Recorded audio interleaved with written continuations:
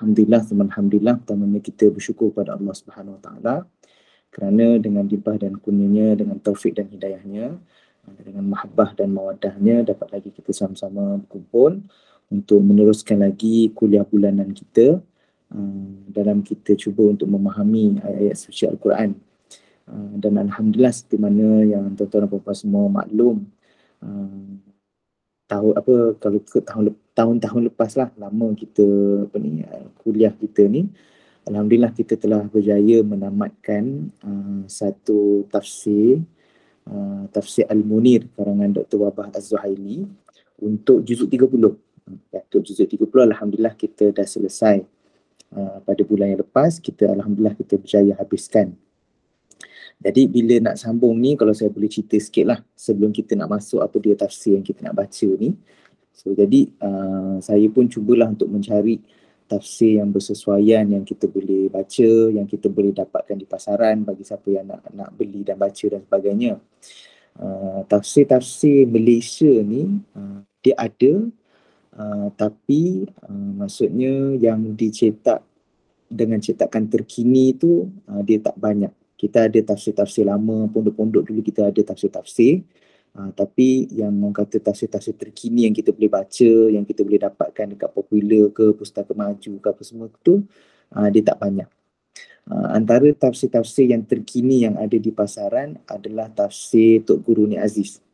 Okay, kalau kita pergi popular, kalau tak silap saya, kalau kita pergi Popular, kita akan jumpa tafsir Tok Guru Ni Aziz.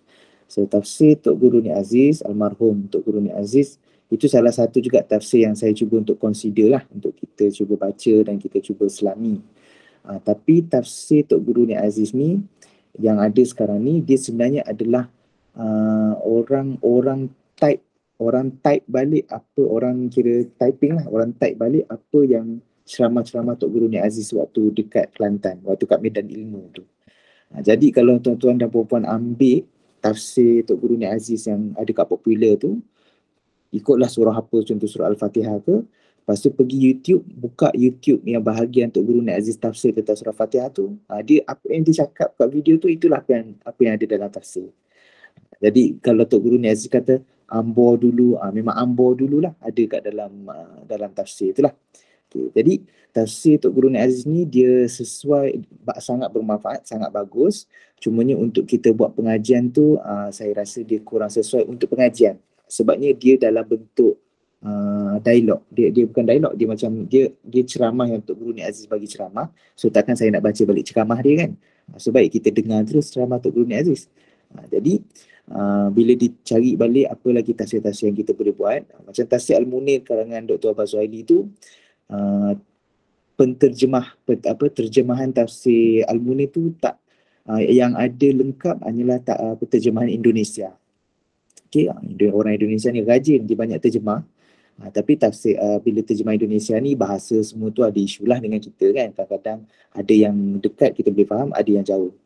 Tapi terjemahan yang kita duk pakai sebelum itu tu terjemahan Malaysia, Persatuan Ulama Malaysia, cumanya dia tak terjemah semua lagi. Jadi bila saya fikir balik, saya rasa tak naklah kita main sangkut kan. Jadi bila saya fikir balik, kita kena cari satu tafsir bahasa Melayu Nusantara, at least Indonesia yang boleh difahami, dan kita boleh orang kata istiqamah lah dengan tafsir tersebut. So bila kita tengok alam Melayu ni ataupun Nusantara ni, dia akan melibatkan Malaysia, Indonesia, Thailand, Brunei dan sekitar tu lah kan.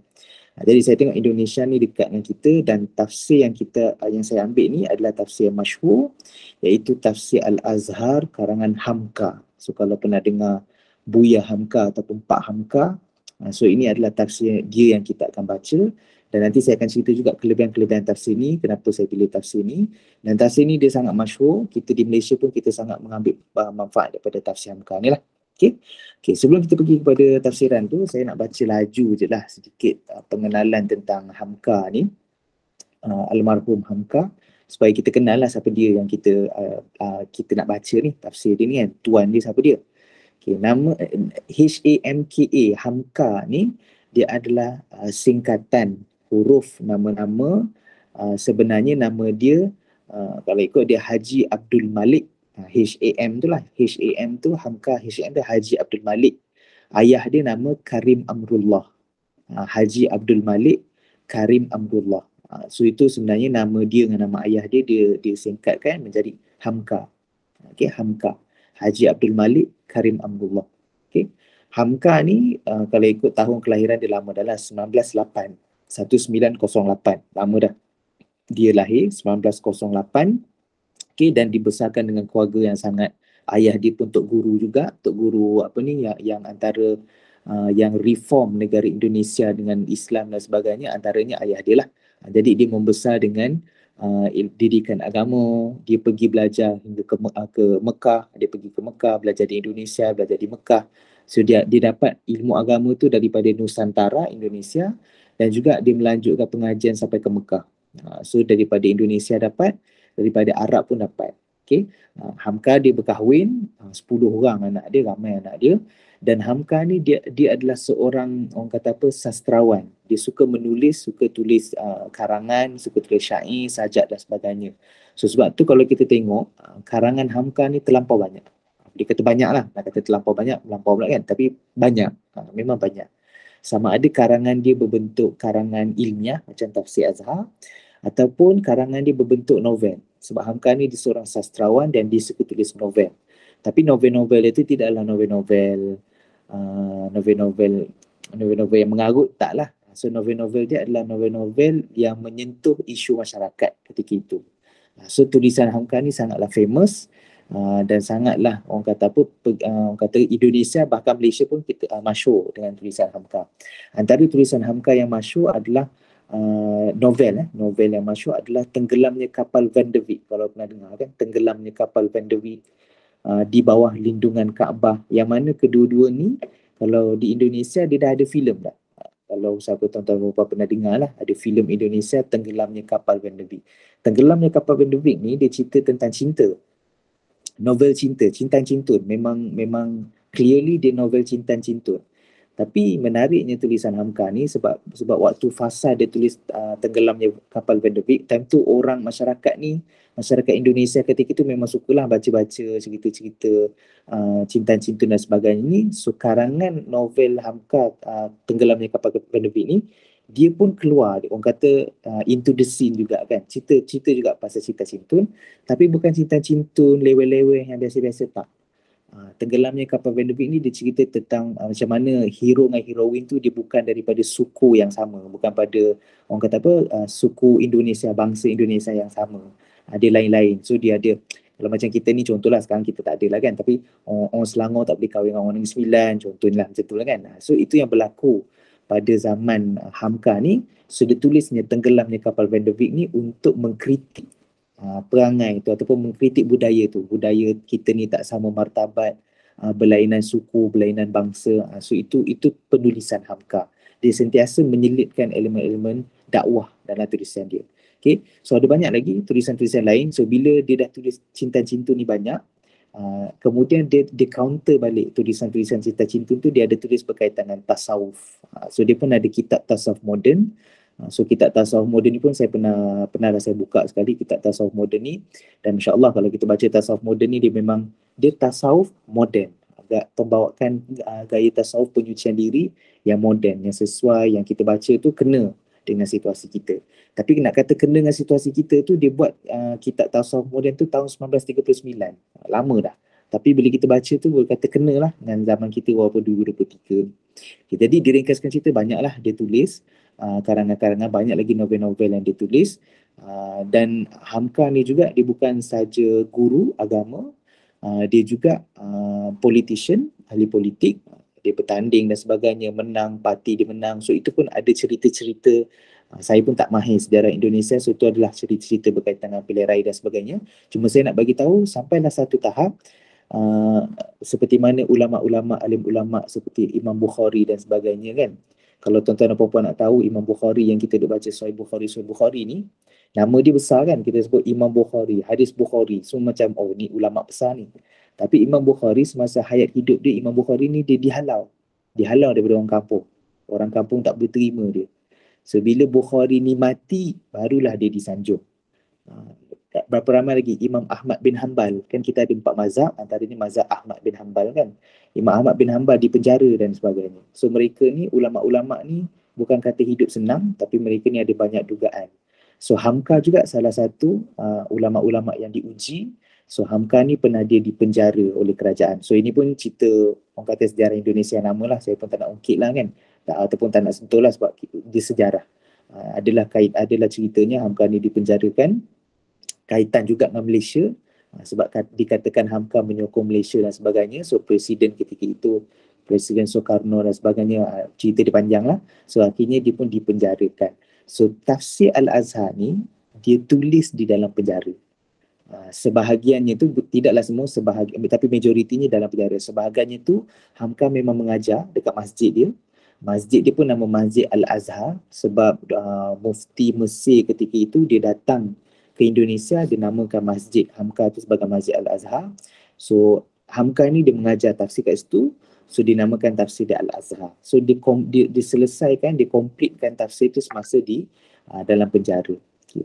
Bila dalam penjara ni, tuan-tuan dan puan-puan cuba bayangkan kalau orang tu buat menulis buku di rumah ataupun di sekolah, di universiti.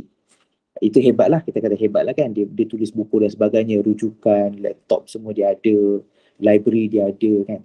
Tapi orang dalam penjara tulis buku. Persoalan dia, mana dia nak dapat rujukan-rujukan kan. Lagi-lagi pula zaman Hamka dulu ni mana ada laptop ke internet dan sebagainya laju macam kita ini.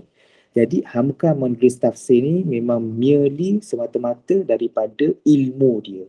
So itu menunjukkan kehebatan tafsir Azhar ni. Memang betul-betul daripada ilmu dia yang dia belajar dan dicurahkan penulisan ilmu dia tu dalam bentuk tafsir.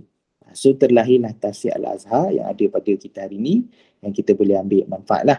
Dan last sekali dia meninggal pada tahun, saya ringkaskan cerita dia, meninggal pada tahun 1981 ketika usia dia 73 tahun. So itu sejarah kehidupan dia lah. Okay? Jadi itulah Hamka. Mungkin tuan-tuan dan perempuan mungkin pernah dengar ataupun mungkin lagi tahu ataupun pernah membaca tentang kisah Hamka ni, ataupun nanti bolehlah tengok lagi berkaitan dengan Hamka ni dan tengok orang kata apa, sejarah-sejarah dia, tulisan-tulisan dia sangat hebat. Cerita tenggelamnya kapal Benevik Indonesia tu antara cerita yang hot lah, cerita yang memang top kat Indonesia, bahkan kat Malaysia. So Netflix pun ada cerita tu. So dia memang dia interpret daripada novel Hamka tu, so dia jadi cerita tenggelamnya kapal Benevik. Cerita yang best lah, tulisan pun best. Okay. Jadi hari ni insyaAllah kita masuk setakat yang kita mampu. InsyaAllah hari ni kita masuk dalam surah yang pertama. So saya pun bila saya pilih tafsir Hamka ni boleh didapati online, boleh Shopee ada. Saya beli ni pun Shopee je, tapi dekat pustaka maju semua tu ada lah. So saya pilih surah Al-Fatihah dan juzuk 1. Okay. So hari ni insyaAllah kita masuk pada surah Al-Fatihah. Bismillahirrahmanirrahim. Al-Fatihah maksud dia pembukaan. Fatihah, Fatih.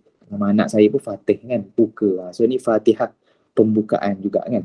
So Fatih maksud dia, Al-Fatihah maksud dia pembukaan. Okay, ini surah yang pertama dalam Al-Quran. Ada 7 ayat dalam surah Al-Fatihah dan diturunkan di Makkah. Yang ni pun kita dah ulang banyak kali dalam siri pengajian kita yang sebelum ni. Makkah ataupun Al-Makki adalah ayat-ayat ataupun surah-surah yang diturunkan kepada Nabi SAW sebelum Nabi SAW berhijrah dari Mekah ke Madinah. Muhammad bin Abdullah, dia lahir, dia dibesarkan, dia orang asal Mekah. Kemudian dia ditabalkan menjadi Nabi, so dia jadi Nabi Muhammad SAW. Bila dia jadi Nabi, dia hidup lagi, dia tinggal lagi kat Mekah untuk satu tempoh masa. Okay, sampailah satu masa tu, dia pun diarahkan oleh Allah SWT untuk berhijrah, pindah. Akan hijrah daripada jadi orang Mekah, pindah ke Madinah dan menetap di Madinah. So, kehidupan Nabi ni dia ada 2 fasa. Fasa sebelum hijrah, fasa selepas hijrah. Okay? Jadi mana-mana ayat Quran yang turun sebelum Nabi hijrah, walau di mana sahaja kaki Nabi berada, sebab kadang-kadang Nabi ni dia musafir. Bila dia musafir turun ayat Quran, time tu kaki Nabi bukan duduk kat Mekah, kaki Nabi kat luar Mekah. Tapi kalau ayat Quran turun sebelum Nabi berhijrah, so kita panggil Makkiyah. Manakala ayat-ayat ataupun surah yang turun selepas Nabi berhijrah. Bila Nabi dah pergi kat Madinah, Nabi menetap kat Madinah, kadang-kadang Nabi balik ke Mekah. Bukan kadang-kadang, ada peristiwanya Nabi balik ke Mekah, buat haji dan sebagainya. So, walaupun kaki Nabi berada di luar Madinah, contohnya di Mekah, bila turunnya ayat Quran, kita tak panggil ayat tu Makki sebab kaki Nabi kat Mekah, bukan. Kita akan panggil dia sebagai Madani. Sebab apa? Sebab ayat Quran itu turun selepas Nabi SAW berhijrah. Okay, boleh, eh? Jadi surah Al-Fatihah dia merupakan salah satu daripada surah Makki, dan ini adalah surah yang pertama menurut tertib susunan mushaf. Okay? Kita kena faham susunan Al-Quran ni dia ada dua. Susunan mushaf seperti mana yang ada kat sini, starting dengan Al-Fatihah, habis dengan Qul a'udzu birabbin nas, dan kita ada susunan tertib nuzuli, susunan ikut turun. Kalau ingat lagi dalam juzuk 30 kita belajar sebelum ni, ayat pertama yang turun pada Nabi SAW adalah Iqra' bismi rabbikal ladzi khalaq, kan? Iqra' bismi rabbikal ladzi khalaq. Jadi persoalan dia, kenapa ayat pertama yang turun dekat Nabi Iqra', tapi dalam Quran kenapa muka depan sekali bukan Iqra'? Kenapa muka depan sekali Al-Fatihah? Kan? Okay, kalau tanya saya kenapa, dia kembali balik kepada siapa yang susun surah dengan ayat. Okay? Siapa yang susun Al-Fatihah nombor 1, Al-Baqarah nombor 2, Ali Imran nombor 3, An-Nas yang hujung sekali. Siapa yang susun Alhamdulillahirrabbilalamin, Ar-Rahmanirrahim, Maliki Yawmiddin? Kenapa tak Maliki Yawmiddin dulu, Alhamdulillahirrabbilalamin, Rabbil Alamin? Kenapa tak susun macam tu? Okay? So, dia ada dua. Dia ada susunan ayat dan susunan surah. Susunan ayat, ulama bersepakat bahawasanya susunan ayat ini kita panggil amrun tauqifi. Amrun tauqifi. Apa maksud tauqif? Maksudnya benda tu adalah seperti mana Nabi bagi tahu kita. Contoh tauqif ini macam kalau saya tanya tuan-tuan dan puan-puan lah kan, kita dah hidup berapa lama, dah puluh-puluh tahun, belas-belas tahun kan. Saya tanya, kenapa semayang subuh 2? Kenapa 2 Alang-alang kita dah bangun awal pagi, dah orang kata apa, dah kacau tidur bangun awal tu kan. Semayang je lah 4 terus. Nanti Zuhur potonglah 2 je. Boleh ke macam tu? Kenapa Zuhur semayang 4? Kenapa Asar 4? Kenapa Maghrib 3? Kenapa Isyak 4? Isyak ni saya dah ngantuk dah, nak mata dah lelap dah, buat 2 lah, boleh tak? Kenapa? Kenapa puasa ni dia kenapa bulan Ramadan kena puasa? Kenapa tak Muharram ke, sebulan Safar ke? Macam tu. So kenapa? So persoalan kenapa ini kita merujuk kepada benda-benda yang ibadah, ta'abudi. Kita terima macam tu. Nabi solat 2 rakaat subuh, kita ikut. Nabi solat zuhur 4 rakaat, kita ikut. Sebab dia benda ta'abudi. Dia wallahu ta'ala alam. Kita tak tahu kenapa. Mungkin hikmah rahsianya ada, Allah SWT yang maha mengetahui, tapi kita tak tahu. Sebab kita benda tu tauqifi, benda tu ta'abudi, kita terima dia. Solat tu dua-dua. Nabi kata, sallu kama ra'aitumuni usalli. Semayang macam mana kau tengok aku semayang. Aku semayang 2, kau semayang 2 lah, subuh. Macam tu. So untuk susunan ayat, ulama kata dia adalah amrun tauqifi. Nabi yang susun. Nabi SAW yang bagi tahu sahabat, okey, ayat ni 1, 2, 3, 4, 5. Sambungan dia ini 6, 7, 8, 9, 10, 11, 12, 13. Macam tu. Nabi yang susun. Okey, itu susunan ayat. Susunan surah pun pendapat yang paling kuat mengatakan bahawasanya yang susun surah ni juga Nabi. Nabi yang susun. Okay, Al-Fatihah ni letak nombor 1. Al-Baqarah nombor 2. Ali Imran nombor 3. So kalau tanya betul-betul soalan kenapa Nabi susun macam tu, wallahu ta'ala alam. Itu pun benda yang macam tadi. Kalau tuan-tuan tanya saya, kenapa semayang subuh 2 rakaat? Wallahu ta'ala alam. Nabi yang susun macam tu. Tapi kalau dalam penafsiran, bila kita tadabbur ayat Quran, mungkin kita boleh jumpa apa hikmah-hikmah dia. Kenapa lah Al-Fatihah? Kenapa Al-Fatihah dulu? Sebab dia Al-Fatihah, dia pembukaan. Macam tu. So ada, hikmah dia tu ada, tapi hikmah tu hasil daripada ulama'. Bila ulama' baca Quran, ulama' rasa dengan ilmu para ulama', ulama' kata inilah antara hikmahnya. Kenapa lah Al-Fatihah ni nombor 1? Kenapa Al-Baqarah ni lepas Al-Fatihah? So ada hikmah-hikmah tu. Tapi yang secara spesifiknya kenapa Nabi letak Al-Fatihah nombor 1, Anas yang jelas sekali, wallahu ta'ala alam, itu Nabi yang susun, okay? Atas wahyu daripada Allah SWT. Okay.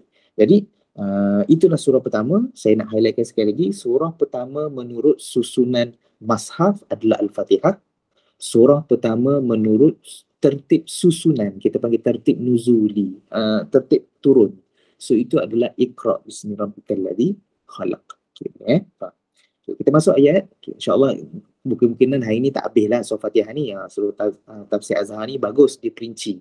So kita ambil setakat yang kita boleh dapat kan, idea yang kita boleh dapat daripada penafsiran ni. Okay, kita buka yang pertama, kita baca sikit. Saya bacakan secara kuat-kuat, tuan-tuan dan puan-puan kat tempat masing-masing pun boleh baca kan. Okay, a'udzubillahi minasyaitanirrajim. Bismillahirrahmanirrahim. Alhamdulillahi Rabbil Alamin. Ar-Rahmanir Rahim. Maliki Yaumiddin. Iyyaka na'budu wa iyyaka nasta'in. Ihdinas siratal mustaqim.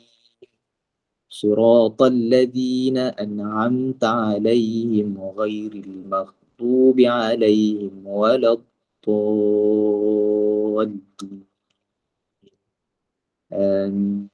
Surahul Azim. Surah Al-Fatihah ada 7 ayat. Okey, surah Al-Fatihah ada 7 ayat. Okey, kita tengok ini mukadimah dulu. InsyaAllah hari ini kita tak masuk lagi satu persatu, kita tengok mukadimah pengenalan surah Al-Fatihah. Al-Fatihah artinya pembukaan. Macam saya kata tadi, Fatihah maksudnya pembukaan. Surah ini pun dinamai sebagai Fatihatul Kitab. So, surah Fatihah ni dia ada banyak nama. Antaranya Fatihatul Kitab, pembukaan kitab. Okey, kerana kita Al-Quran dimulai atau dibuka dengan surah ini. Sebab tu nama dia Fatihah, sebab Quran tu dibuka dengan surah Al-Fatihah. Okey, ia yang mulai ditulis di dalam mushaf dan dibaca ketika tilawatil Quran. Meskipun bukan ia surah yang mula-mula diturunkan kepada Nabi sallallahu alaihi wasallam. Ini saya kata tadi. Walaupun dia bukan ayat pertama yang turun pada Nabi, kan, sebab ayat pertama Iqra bismi rabbikal ladzi khalaq, tapi Al-Fatihah ini adalah ayat surah pertama di dalam susunan Al-Quran. Okay? Nama surah Al-Fatihah ini memang telah masyhur sejak permulaan nubuat. So memang nama Fatihah, surah Al-Fatihah ini memang masyhur sejak pada zaman Nabi sallallahu alaihi wasallam, memang nama dia sebagai Fatihah. Okay, boleh. So perenggan yang seterusnya macam biasalah, seperti mana Tasim Munir pun kita tak adalah go through satu-satu perenggan ni sebab dia saya dah ringkaskan tadi, dah awal-awal pun saya dah ringkaskan. Okay, itu permulaan kepada nama Al-Fatihah. Okay, kalau kita boleh pergi kepada muka surat seterusnya, muka surat 79. Okay, yang bawah-bawah tu semua dia cerita tentang surah Fatihah lah. Okay, kita pergi muka surat 79. Kita pergi yang bawah sekali itu. Ada 3 bawah sekali itu. Okey, dia ada hadis Nabi SAW kat sini. Jadi bila Hamka mulakan perbincangan tentang Al-Fatihah ni, lepas Hamka dah cerita berkaitan dengan nama dia Al-Fatihah, Fatihatul Kitab. Okay, kemudian Hamka telah membawa satu hadis Nabi SAW dan juga satu isu berkaitan dengan surah Al-Fatihah dan membaca surah Al-Fatihah dalam Quran. Okay. Ini saya cuba bawa rujukan luar, kita cuba share lah kan, kita tak semestinya kita satu tafsir ni je kita tengok kan, so kita boleh dapat rujukan-rujukan yang lain. So saya pun nak share dengan tuan-tuan dan perempuan berkaitan dengan Al-Fatihah dan juga bacaan Al-Fatihah dalam solat. So sebagaimana yang tuan-tuan dan perempuan tahu, Al-Fatihah ni adalah rukun dalam solat. Kita semayang kan, antara rukun. Maksud rukun ni apa? Kita kena buat. Kalau tak cukup rukun, tak sah, tak batal solat kita tu, tak cukup sempurna kan. Jadi rukun antaranya adalah membaca Al-Fatihah, qiraatu Al-Fatihah. Okay, sebab tu dalam tafsir ni Hamka bawa satu hadis Nabi sallallahu alaihi wasallam, la salata liman lam yaqra bi Fatihatil Kitab. Tidaklah sah solat bagi siapa yang tidak membaca Fatihatul Kitab. So Nabi SAW kata tak sah bagi solat orang yang tidak membaca Fatihah Kitab. Okay, kat sini saya cuba nak buka sikit lah perbincangan ni, sekadar info sahaja. Kok mana pun kita ni beramal dengan amalan yang kita di sini lah, amalan setempat kita amalan kita ni di sini menjadikan mazhab Syafi'i sebagai tunjang utama. So kita tak ada masalah kita baca Al-Fatihah dalam solat dan sebagainya. Cuma saya nak share ni sebagai info je kepada kita semua. Sebenarnya antara 4 mazhab Syafi'i sahaja yang mewajibkan makmumnya membaca Al-Fatihah dalam solat. Okey. Imam Syafi'i mazhab Syafi'i sahaja yang mewajibkan baca Fatihah dalam solat. Okay, kita ada 4 mazhab yang utama kan. Mazhab ni sebenarnya banyak tuan-tuan. Tuan-tuan dan perempuan, sebenarnya mazhab ni banyak, tapi mazhab yang boleh orang kata dibukukan pandangan-pandangan dia, mazhab yang mazhab muktabar. Kita selalu dengar mazhab muktabar, apa dia muktabar kan. Maksudnya mazhab yang mana pegangan dia tu boleh diikut sampai kali ni. Sebab ada mazhab, contohlah mazhab Auza'i, memang nama dia Auza'i, so mazhab Auza'i. Mazhab Auza'i, mazhab Tabari, ada banyak mazhab. Tapi mazhab-mazhab ni dia punya idea ataupun ilmu tentang fiqh dia ni, dia tidak dapat dibukukan. So dia hilang macam tu. Bukanlah hilang ilmu tu hilang tak. Tapi Kalau kita kata mazhab Tabari sembahyang macam mana, Fatihah kena baca ke tak? So nak cari rujukan tu dah tak ada dah. Maksudnya dia mazhab tu tenggelam dengan zaman. Tapi empat mazhab ni dia dapat dibukukan dengan orang kata boleh kata sempurna lah kan, dan dapat dikembangkan sehingga hari ini. So sebab tu kita kalau tanya di antara empat mazhab ni lah. Okay. Mazhab Hanafi makruh membaca Al-Fatihah, sama ada dalam solat yang baca slow ataupun solat yang baca kuat, solat sirriyah ataupun solat jahriyah, membaca Al-Fatihah tu. Jadi tuan-tuan tanya pula kenapa pula baca Fatihah jadi makruh pula kan, bukannya benda tak baik, benda baik kan, kenapa pula baca Fatihah ni benda jadi makruh? Makruh ni maksudnya benda tidak disukai kan. Makruh ni kalau kata benda haram memang benda tu tak boleh buat lah, buat dapat dosa. Makruh ni dia tidak disukai, karaha, dia tidak disukai. Okay. Tapi sebenarnya macam saya kata, mazhab ni kita kena respect semua mazhab. Sebab yang keluarkan pandangan ni bukan level kita. Bukan kita manusia biasa ni. Ni semua para alim ulama mujtahid. Mujtahid ni maksudnya diorang boleh keluarkan idea sendiri dengan ilmu mereka. Sebab diorang dah mahir semua ilmu. Quran, sunnah, hadis, fiqah, tauhid, akidah, bahasa Arab semua dia dah mahir. So tu dia jadi mujtahid. So mujtahid tu macam Imam Abu Hanifah, Imam Malik, macam imam kita, Imam Syafi'i, Imam Ahmad bin Hanbal. So mereka ni adalah orang yang mujtahid. Okay. Jadi dalam mazhab Imam Abu Hanifah, bahkan sebenarnya mazhab Imam Abu Hanifah, mazhab Imam Malik, mazhab Imam Ahmad bin Hanbal, mereka tidak mewajibkan membaca Al-Fatihah di dalam, maksudnya makmum dia tak perlu membaca Al-Fatihah. Sebab apa? Sebab dia ada dalil dia juga. Ini tak ada dalam Tafsir Azhar ni lah. Saya bawa rujukan luar. Sebabnya dalam Al-Quran, dalam surah Al-A'raf ayat 204, okay, Allah SWT berfirman, وَإِذَا قُرِئَ الْقُرْآنُ فَاسْتَمِعُوا لَهُ وَأَنْصِتُوا. وَإِذَا قُرِئَ الْقُرْآنُ فَاسْتَمِعُوا لَهُ وَأَنْصِتُوا. Maksudnya ayat Quran, surah Al-A'raf, boleh tuan-tuan dan puan-puan boleh check ayat surah Al-A'raf ayat 204. Allah kata apabila dibacakan kepada kamu Al-Quran, fastami'u, dengar, wa ansitu, dan diam. Itu dalam Quran. Apabila dibacakan ayat Quran, Allah SWT suruh dengar, suruh diam. Okay, jadi bila kita jadi makmum, kita nak semayang kan, amin, imam dah baca kan, lepas tu imam baca surah lain. So bila imam nak baca surah lain tu, kita baca Fatihah. So bila kita baca Fatihah, sebenarnya kita tidak mendengar lah imam baca, kita duduk baca Fatihah kan. Dan kita tidak wa'an situ, tidak diam. So sebab tu ulama-ulama yang mazhab-mazhab yang lain ni dia ada hujah tu. Dia kata, Allah kata apabila dibacakan Al-Quran, kita kena dengar dan juga diam. So tak boleh baca. Sebab tu dalam mazhab lain mereka tidak baca. So sebenarnya perbincangan dia tu panjang lagi lah, kalau tuan-tuan nak pergi nanti jauh pula kan, cerita fiqah pula ini kan. Tapi nak katanya itu dalil mereka. Tapi dalil Imam Syafi'i pun, tak kalau Imam Syafi'i tak tahu ayat Quran tu kan. Tapi Imam Syafi'i pula ada hadis yang dia beramal, ada hadis yang dipakai dalam mazhab Syafi'i, antaranya la salata liman lam yaqra bi Fatihatil Kitab. Tidak sah solat bagi siapa yang tidak membaca Fatihatul Kitab. Benda ni benda biasa tuan-tuan dan puan-puan dalam perbincangan fiqah. Benda ni benda biasa. Mazhab ni dia buat lain, mazhab ni dia buat lain.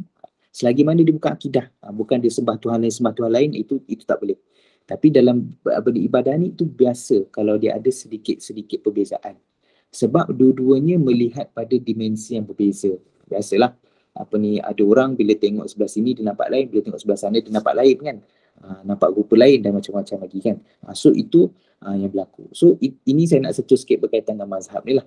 Jadi itu saya nak kongsikan pada tuan-tuan dan puan-puan macam mana pandangan ulama ni boleh berbeza. Bukan dia orang macam ikut suka dan dia malas baca Fatihah lah, so mazhab aku tak baca Fatihah. Bukan. Dia ada dalil yang mereka gunakan, semua ada dalil. So kita respect, kita hormat dalil-dalil yang mereka guna. Di peringkat kita terima, tak ada masalah. Sebab tu waktu saya belajar dulu, guru saya, pensyarah saya, dia cerita tentang bermazhab, at-tamadhub. Tuan-tuan dan puan-puan kena faham dulu apa falsafahnya, ataupun apa kita ni bermazhab. Kenapa kita ni bermazhab? Sebenarnya tak ada orang yang dia boleh kata dia tak ada mazhab. Tak ada orang yang boleh kata dia tidak bermazhab. Cuma ada orang boleh kata dia tidak terikat dengan satu mazhab. Dan itu benda biasa. Kita semua ni, sebab tu saya kata tadi kita ni menjadikan mazhab Syafi'i sebagai tunjang ibadah kita. Sebab pokok mana kita kena ada satu guideline kan.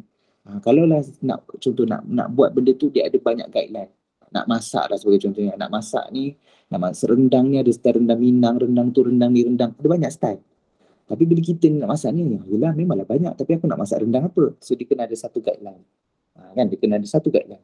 So kita ni, kita ada guideline kita. So guideline yang kita pakai dalam amalan harian kita banyak berpandukan tunjang utama kepada mazhab Syafi'i. Tapi ada ketikanya kita keluar daripada mazhab Syafi'i mengikut keadaan, mengikut keperluan.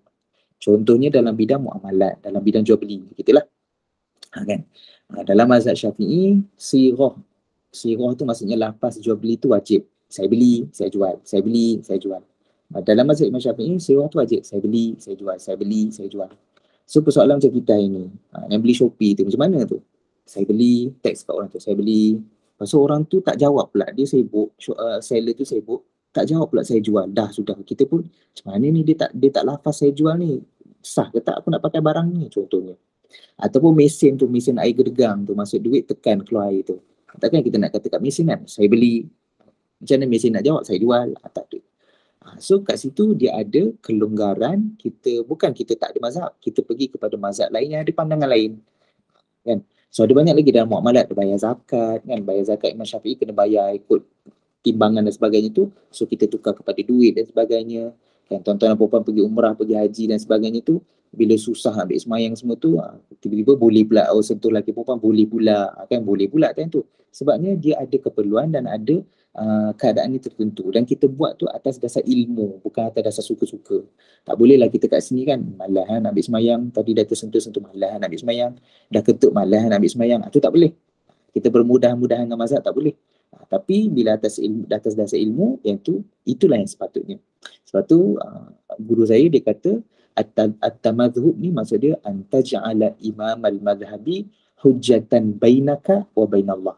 Bermazhab ni maksud dia engkau menjadikan imam mazhab sebagai hujah antara engkau dengan Allah nanti. Kita ni tuan-tuan, nanti bila kita jumpa Allah SWT, maksudnya apa, atas dasar ilmu apa yang kita pakai ni, kita semayang, kita ambil wuduk. Kita ni bukan mujtahid kan. Tuan-tuan dengan saya pun kita ni bukan mujtahid. Bukan kita tengok ayat Quran ni kita dah terus faham, boleh keluarkan ilmu. Tak. Kita taklah sampai level tu. Tapi bila kita kata kita tak sampai level tu, takkan kita tak payah buat apa-apa. Takkan kita tak nak semayang tu lah. Oh saya ni saya ni sebenarnya tak tahu lagi solat ni macam mana dalil dia. So tak apalah, saya tak semayang dululah. Saya belajar dulu. Tak boleh.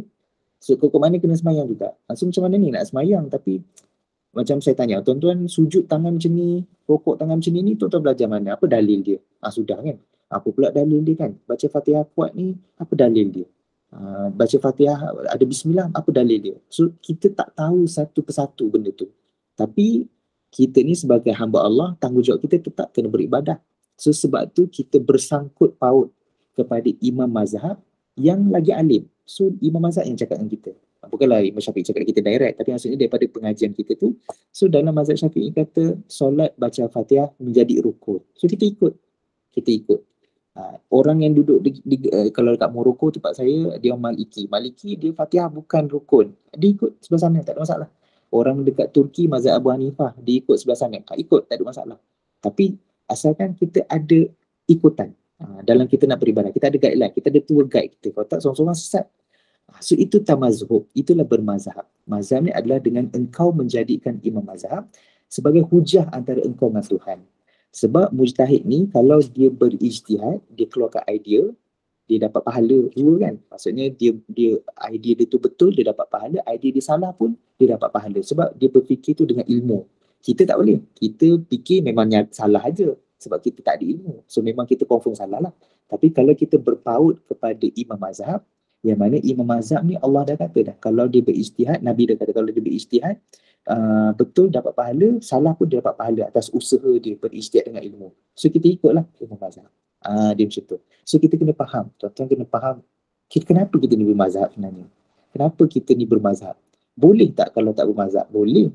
Kau faham ke kalau kau baca Quran, kau boleh direct terus pemahaman tu kepada Nabi SAW? Tak. Kita ni ada jalur-jalur, dengan kita ikut. So kita ikut, tak ada masalah. Okay. Jadi kita tidak jumud, kita tidak terikat. Kalau kita terikat susah tuan-tuan. Mana je negara yang memang satu mazhab dia, tak ada. Dia mesti ada kelonggaran, dia mesti ada ikutan mazhab-mazhab lain yang bersesuaian dengan keadaan. Tapi tunjang utama tu ada. Saya di Maghribi, di Morocco, mazhab Maliki kita dia jadi tunjang utama. Dia macam tu. Itu benda biasa. Okay. So itu saya kongsikan berkaitan dengan Fatihah tadilah. Okay. Ada isu lain berkaitan dengan Fatihah juga adalah apa ni? Allahumma salli ala Muhammad, bacaan ketika mana bila baca Fatihah tu makmum ni dia kena baca Fatihah. Kalau kita lah dalam mazhab Syafi'i, makmum ni dibaca Fatihah bila mana imam dah habis baca Fatihah dia, kan. Bila imam dah habis baca Fatihah dia, kemudian imam dia akan saktah. Kita panggil saktah lah. Saktah tu maksudnya dia diam sekejap. So dia diam sekejap ni boleh jadi dia zikir, dia doa dan sebagainya. So imam pun yang jadi imam tak boleh lah orang kata apa kalut sangat kan, habis tu terus baca kan. Kecuali pada keadaan-keadaan tertentu. Contohnya semayang ke RNA. Semayang ke RNA janganlah lambat-lambat. Ni semayang kat RNA, dia jadi imam maghrib, baca Al-Baqarah. Payahlah orang nak balik kampung ni kan. Surau pula kecil. Nak semayang tu kena tunggu satu layer baru habis. Itu tak campur lagi yang semayang sendiri-sendiri, tengah-tengah jalan, tengah-tengah depan pintu. Semua tu kena menunggu sampai habis tu kan. Jadi bila semayang ni, kita kena imam ni dia kena bijak menjadi imam. Sebab tu dia imam. Dia pemimpin sebenarnya bila jadi solat ni. Nabi SAW bila jadi imam, dengar baby menangis kat belakang, Nabi ringkaskan solat. Nabi baca panjang. Nabi SAW baca Quran panjang. Itu macam jadi kebiasaan. Orang Arab baca Quran panjang. Tapi bila dengar baby menangis, Nabi SAW ringkaskan bacaan. Sebab apa? Dia tengok keadaan. Bila menangis tu maksudnya mak dia mestilah tengah semayang. Ayah dia mestilah tengah semayang. Jadi kalau tak entertain, nanti kan anak tu menangis sampai kesudah mengganggu orang semayang. So Nabi pun ringkaskan bacaan. Okay. Jadi imam dia kena rehat sekejap, bukan rehat lama pun, sekejap je untuk memberi laluan kepada makmum membaca Al-Fatihah. Inilah makmum-makmum yang bermazhab Syafi'i ni. Kan? Jadi makmum kita tak boleh baca Fatihah seiring dengan imam. Sebab kita masih lagi menghormati ayat Quran tadi. Apabila dibacakan Quran, ansitu, diam dan dengar. So bila imam baca Fatihah, kita diam, kita dengar. Tapi nanti imam diam, kita baca Fatihah. Macam tu. So insyaAllah kita sempat habis baca Fatihah tu ataupun hujung-hujung dah lah sebelum imam membaca surah yang seterusnya. Kecuali dalam beberapa keadaan yang kita boleh baca Fatihah seiring dengan imam. Contohnya kita tahu imam tu dia jenis cepat. Dia habis Fatihah tu terus sambung. Macam tu. So itu bila kita tahu imam tu macam tu, ataupun imam tu dia memang baca Fatihah je. Kalau kita sembahyang seorang-seorang, kadang-kadang kita baca Fatihah, kita terus rukuk kan, kita tak baca surah. Sebenarnya imam pun dia boleh buat macam tu. Cuma imam kita tak adalah, imam kita baca Fatihah, dia baca surah dulu kan, surah pendek pun jadilah. Tapi kadang-kadang ada imam tu, dia boleh buat, dia baca Fatihah je, lepas tu dia nak terus rukuk. So bila dalam keadaan macam tu, imam contohlah, kalaulah ada imam macam tu, so makmum dah boleh target dah, ni kalau imam ni dia mesti baca pendek ni, baca Fatihah terus rukuk ni, so dia boleh baca Fatihah sekali. Contoh. Tapi terpencil lah tu, keadaan-keadaan terpencil. Okay? So tak boleh baca Fatihah serentak dengan imam. Sebab dalam hadis zaman Nabi dulu pernah jadi. Nabi SAW semayang, kemudian ada orang baca Fatihah kat belakang. Waktu Nabi tengah baca juga. Dan dia baca kuat lah tu sampai Nabi dengar tu. Bila dah habis dia semayang, Nabi pusing belakang, Nabi tanya. Kan? Nabi kata, hal qara'a minkum min ahad? Ada siapa baca tadi, baca Quran lah. Lepas tu lelaki tu kata, qala rajulun ana. Lelaki tu kata, saya Rasulullah, saya baca tadi. So Nabi kata apa? Mali unaza'ul Quran. Kata, kenapa kau nak bersaing Quran? Kenapa kau nak bersaing baca Quran dengan aku? Macam nak berlumba pula. Kenapa aku baca, kau baca juga? Nabi kata. Sepatutnya aku baca, kau kena dengar lah. Macam tu. Okay? So itu yang berkaitan dengan baca serentak. Okay. Seterusnya saya nak sentuh sikit lagi sebabnya Fatihah ni kita hari-harian. Soal alam ni saya sentuh lah sebab ini harian kita kan. Kalau kita lupa baca Fatihah ataupun imam lupa baca Fatihah, macam mana nak buat? Fatihah ni, sebab Fatihah ni dia rukun, dia tak boleh tinggal. Tinggal dia tak boleh kan? Dia tak boleh tinggal, dia rukun. So macam mana kalau kita terlupa? Biasalah kan kadang-kadang kita semayang ni otak tu jadi hayal, kita jadi hilang kejap kan. So sedang Fatihah tak baca kan. Okay. Yang ni saya dah ringkaskan, ini pun saya ambil daripada tulisan-tulisan orang lain lah kan, ringkaskan. Okay. Keadaan pertama, kalau kita terlupa dan kita dah rukuk kan, semayang sendiri ke ikutlah semayang jadi imam ke kan, semayang angkat takbir tu dia terus baca surah. Saya pernah sembahyang time sekolah dulu, dia angkat takbir, Bismillahirrahmanirrahim, terus baca surah. Alam tarakai terus. Al-Fatihah tak ada. Tapi ada macam tu. So kita pun boleh jadi serupa kan dalam keadaan sama. So bila kita dah alam tarakul wallahu ahad, Allah samad dah habis, walam yakul lahu kufuwan ahad. Allahu akbar. Kita dah rukuk kan. So ulama kata kalau dah rukuk dan teringat, aku tak baca Fatihah tadi. So ulama kata boleh bangun semula, baca Fatihah, lepas tu bacalah balik Qul Huwallahu ahad tu ikut lah, kemudian rukuk balik. Macam tu. So itu antara keadaan pertama. Okay. Kalau dah rukuk lah, maksudnya baru lagi, janganlah sujud naik balik, jangan. Rukuk, dia baru rukuk. Tapi kalau dia rakaat pertama, macam tadi saya kata keadaan yang sama, dia lupa baca Fatihah. Kemudian dia dah rukuk, dia dah sujud, dia duduk antara sujud, dia dah lepas satu rakaat. Dan dia ingat pada rakaat yang seterusnya. Contoh maghrib 3 rakaat, rakaat pertama tu dia tak baca Fatihah. Rakaat kedua tu baru dia ingat. So rakaat 2, rakaat 3 sepatutnya dah habis lah. Tapi ulama kata rakaat 2, rakaat 3 dia dah tahiyat akhir. Kemudian habis dia tahiyat akhir, dia bangun tambah satu rakaat lagi. Sebab rakaat pertama dia tu tak cukup rukun. So dia jadi macam taksir. So tambahlah satu lagi, rakaat ketiga, kemudian buatlah sujud sahwi sebab terlupa. Boleh. Itu kalau dia dah lepas satu rakaat. Dah jauh lah sikit. Okay. Ada lagi keadaan dia teringat lepas dah bagi salam. Sudah. Dah bagi salam baru teringat. Teringat, dia dah bagi salam, Assalamualaikum warahmatullahi wabarakatuh. Assalamualaikum warahmatullahi wabarakatuh. Lepas tu dia macam, tadi aku baca Fatihah ke tak ataupun makmum sebelah tu pun dah pandang-pandang dia kan, dah tengok-tengok dia, aku tertinggalan ni. So kalau tak lama dan dia tak ada banyak aktiviti dah, kalau lah dia dah habis tu, dia siap boleh bersembang, aku Fatihah aku baca, aku tak baca, aku lupa. Tu janganlah, tu dah jauh dah. Tapi kalau dia dah habis salam tu, dia dah rasa dah macam, tadi aku rasa macam Fatihah tak baca tadi. Lepas tu tengok orang lain pun tersenyum-senyum, okey lah, dia boleh terus bangun dan angkat takbir, tambah satu rakaat lagi. Bangun, tambah rakaat dan sujud sahwi. Macam maghrib tadilah, dia tertinggal satu rakaat baca Fatihah, dah habis tu dia bagi salam tu, lepas tu dia terasa macam, aku tak baca Fatihah lah. So dia bangun je terus, tambah satu rakaat, kemudian tambah satu rakaat lah, lepas tu tahiyat akhir, kemudian sujud sahwi. Itu yang ketiga. Yang keempat, kalau dah terlalu lama, macam saya kata tadi, dah bagi salam, dah sembang-sembang, borak, lepas tu orang pun cakap, tadi kau tak baca Fatihah kan? Sudah, dah lama dah keluar, dah salam dah kan? Dah salam, dah baca zikir tasbih dah. So kalau dah terlampau lama, terpaksalah kena ulang balik solat. Sebab apa? Sebab dia tertinggal rukun, iaitu Al-Fatihah. Boleh faham Ini cerita dia kalau kita semayang seorang diri ataupun kita jadi imam. Faham So ini, sama ada kita lupa sekejap, waktu tengah rukuk tu dah ingat, terus naik, ataupun kita ingat time rakaat seterusnya, so kita tambah je satu rakaat, ataupun kita teringat lepas bagi salam, tapi tak lama, bagi salam tu dah terasa, kita tambah je naik. Bukan terasa, dia kena yakin lah, maksudnya memang tertinggal. Rasa ni kan payah juga, syaitan ni dia bisik-bisik ni kan. So yang terakhir sekali, kalau dia dah lama dia dah habis salam, siap dah borak dah, baru orang sebelakang kata, tadi kau tak baca Fatihah tau. Sudah, tu kena ganti balik solat. Itu sama ada kita sembahyang seorang atau kita jadi imam. Kalau kita jadi makmum macam mana? Kita jadi makmum, imam ni lupa Fatihah. Kan? Imam ni lupa Fatihah. Kita pula, macam kes yang saya cakap tadi lah, kat sekolah menengah saya pernah berlaku.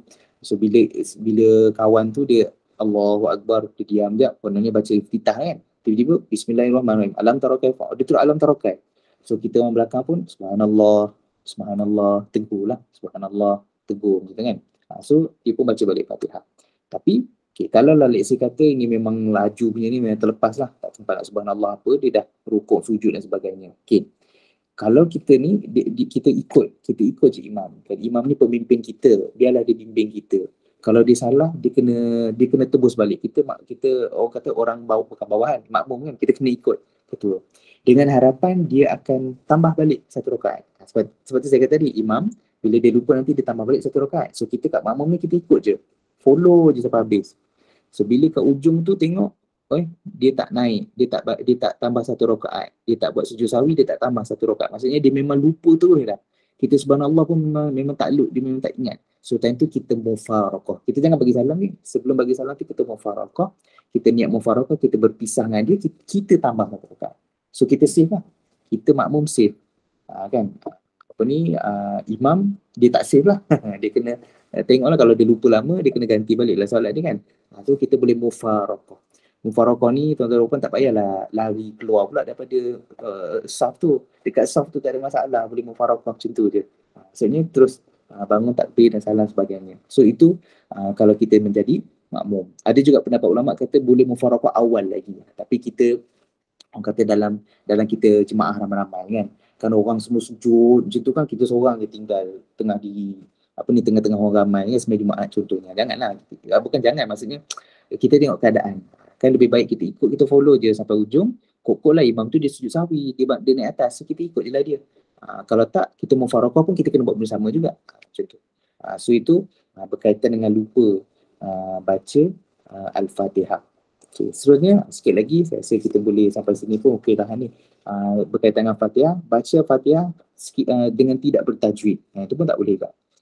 Baca Fatihah dengan tidak bertajwid. Ini yang nak jadi imam ni, baca Fatihah dia kena bertajwid. Sebab tu ada ulama' dia tulis kitab hal tajwid wajibun. Adakah tajwid tu wajib? Dan ulama' tu kumpulkan ayat dalil-dalil yang bahawasanya tajwid tu wajib. Kita ni baca Quran tu kena bertajwid. Lagi-lagi baca Fatihah, dia kena bertajwid sebab dia rukun. Cuma ulama' kata sekiranya kesalahan tajwid tu kadang-kadang tidak tepat lah. Kita ni tidaklah semua orang belajar kat Mesir, dekat Syubra kan, Mahat Syubra nak betul bacaan kan. Kita ni tidaklah semua diberi ke peluang kesempatan nak pergi ke sana belajar kan. So kita dengan apa ilmu yang kita belajar dengan ustaz kita belajar mengaji dulu, kita dah cuba betulkan. So kita cuba baca dengan tajwid yang sebaik-baiknya. Sebab tu bila nak jadi imam, Nabi SAW dalam hadis Nabi kata ya ummul qaum aqra'uhum li kitabillah. Yang mengimamkan kaum adalah yang paling betul bacaannya. Nabi dah bagi tips dah. So bila kita sembahyang dengan kita je dengan kawan-kawan, tak apalah, siapa yang rasa paling baik bacaannya tu silalah ke depan. Tapi kalau kat masjid-masjid, kita tahu dah masjid-masjid semua, imam-imam semua pun dah ada interview dan sebagainya, mesti dah ada disemak bacaannya kan. So mereka lah, bukanlah kata nak cari yang paling tepat bacaannya dekat, kalau kata kawasan kita Ampang tu nak cari satu je yang paling tepat bacaan tu, payahlah kan. Kita berapa ramai kita nak interview orang ramai kan. So mana yang interview tu kita boleh kata itulah yang terbaik antara yang terbaik setakat ini. Nanti mungkin ada imam lain dan ganti sebagainya. So akan adalah imam-imam yang baik tu banyak kan. Cumanya bila kita nak sembahyang tu, kenalah yang paling aqra'uhum li kitabillah, yang paling bagus bacaannya. Okey. Yang terakhir sekali insya-Allah berkaitan dengan bacaan Fatihah ni, boleh tak baca Fatihah dalam hati? Ini kita baca Fatihah dalam hati. Boleh ke baca Fatihah dalam hati? Kalau baca Fatihah dalam hati, dia tak baca tu. Dia cuma dalam hati. Kita solat ni rukun ni, kan kita dah ada rukun solat. Lepas tu rukun ni kita ada qauli, fi'li dengan apa ni rukun yang niat dan sebagainya kan. So rukun qauli, dia kena baca Fatihah. Dia bukan visual Fatihah.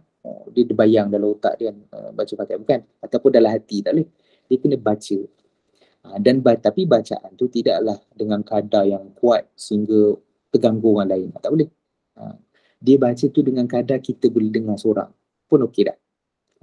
Tak perlu juga sampai orang sebelah nak kena dengar. Kita sembahyang Jumaat kan, terganggu pula orang sebelah. Tak. Bahkan ada ketikanya ulama kata kalau lah tengah bising kan, contohlah di sembahyang tu construction kat sebelah. So bila construction kat sebelah, kita tak dengar bacaan Fatihah kita. So kita kena kejerit sampai kita dengar. Tak perlu ulama kata. Sebabnya tentu itu special case lah. Sebabnya ulama kata baca Fatihah tu dia kena dengan kadar kita dengar. Tapi bila ada construction kat sebelah, kita pun tak dengar suara kita. Borak macam ni pun tak dengar. So adakah kita kena jerit sampai kita dengar? Tak perlu. So ulama kata sekadar kita baca pergerakan bibir dan mulut pun dah cukup memadai. Itu dalam keadaan yang bising tu lah. Tapi keadaan kita sembahyang biasa ni, cukup sekadar kita dengar. Memang kita dengar, kita seorang lah. Maksudnya dia baca. Dia bukan juga diam. Tapi dia baca, tapi cukup sekadar kita dengar. Sebabnya membaca dalam hati ni ada hadis, ada bukan hadis daripada Imam Syafi'i, dia kata wala yujzi'ur rajul an yahrima lis-salati biqalbihi wala yaqra' biqalbihi hatta yuharrika lisanah. yang ni berkaitan Imam Syafi'i rahimahullah ta'ala, dia kata tidak boleh seorang itu membaca biqalbihi, dalam hati, hatta yuharrika lisanahu, sampailah dia gerakkan mulut dia. So dia kena gerakkan mulut dia lah, tak boleh dia diam. Tak boleh diam kan. Baca tak baca dalam hati, tak boleh, dia tak boleh baca dalam hati. Dia kena baca, dia rukun qauli, dia kena baca di mulut, tapi tak perlulah kuat. Macam tu. Okey. Rasulullah SAW pun bila sahabat tanya sama-sama sahabat, macam mana kau tahu Rasulullah baca? Boleh nampak pergerakan mulut dan lihyah dia, janggut dia bergerak-gerak. Itu saya kata tadi, kalau kata construction kuat, tak perlu nak jerit, cukup sekadar kita gerakkan mulut tu, kita maksudnya kita baca tu, mulut kita bergerak tu, maksudnya kita baca aja. Macam tu. Tak perlu jerit. Okay. Boleh So itu adalah berkaitan dengan Fatihah. Jadi kita dah habis dah, insya-Allah saya kongsikan pasal Fatihah tu, cuma saya nak tutup dengan apa yang Hamka sebut berkaitan dengan Fatihah ni. Jadi Hamka kata Fatihah ni adalah rukun penting dalam solat. Sebab tu dia start dengan la salat liman lam yaqra' bi Fatihatil Kitab. Kenapa dia bawa hadis ni? Sebabnya masa saya kata kita ni orang Nusantara, tunjang kita kan, Malaysia, Indonesia kita sama, kita Syafi'i. Sebab tu ini yang dibawa, hadis ni dibawa kerana inilah amalan kita. So kita bila solat kita kena baca Fatihah. Rukun kita untuk baca Fatihah. Kalau kita tak baca Fatihah, solat kita orang kata tak cukup rukun lah, tak salah kan. Sebab tu kena tambah lagi. Okay? Dan tidak ada diskaun, tidak ada keringanan kan. Imam dah baca, tak payahlah baca. Itu mazhab lain. Mazhab lain, imam dah baca, makmum tak baca. Itu mazhab lain. Tapi kalau kita mengikuti mazhab Syafi'i, so inilah pegangan kita. Kita kena baca kan. Ini bukan cerita malas baca ke rajin baca, tak. Dia rukun, dia kewajipan, dia syarat. So sebab tu kita kena buat. Okay? Jadi saya rasa setakat itu saja untuk hari ini. Permulaan kita lah. Saya pun baru nak membiasakan diri, baru nak sukat-sukat satu kelas berapa dapat habis berapa surat kan. Saya pun baru nak orang kata apa, biasakan diri. So insyaAllah kita berhenti sampai di sini saja dulu. Dan kita sambung insyaAllah ada rezeki di hari yang lain lah, di bulan yang lain. So setakat itu saja, apa yang baik pada Allah SWT, apa yang kurang tu daripada kesilapan diri saya sendiri, insyaAllah kita improve insyaAllah. Dan kita boleh kekal dengan tafsir ni, dan kita boleh habiskan, ambil istifadah daripada tafsir Al-Azhar karangan Hamka rahimahullah ta'ala. So jadi setakat itu saja. Wabillahi taufiq wal hidayah. Assalamualaikum warahmatullahi ta'ala wabarakatuh. A'udzubillahi minasyaitanirrajim. Bismillahirrahmanirrahim. Alhamdulillahirabbil alamin. Wassalatu wassalamu ala asyrafil anbiya'i wal mursalin wa ala alihi wa sahbihi ajma'in. Allahumma inna nas'aluka ridhakal jannah wa na'udzubika min sakhatika wan nar. Allahumma innaka 'afuwun karim tuhibbul 'afwa fa'fu 'anna. Walidina wa jami'il muslimin wal muslimat wal mu'minina wal mu'minat al-ahya'i minhum wal amwat birahmatika ya arhamar rahimin. Rabbana atina fid dunya hasanah wa fil akhirati hasanah wa qina adzabannar. Wa sallallahu ala sayyidina Muhammadin wa ala alihi wasallam. Walhamdulillahi rabbil alamin. Assalamualaikum warahmatullahi taala wabarakatuh.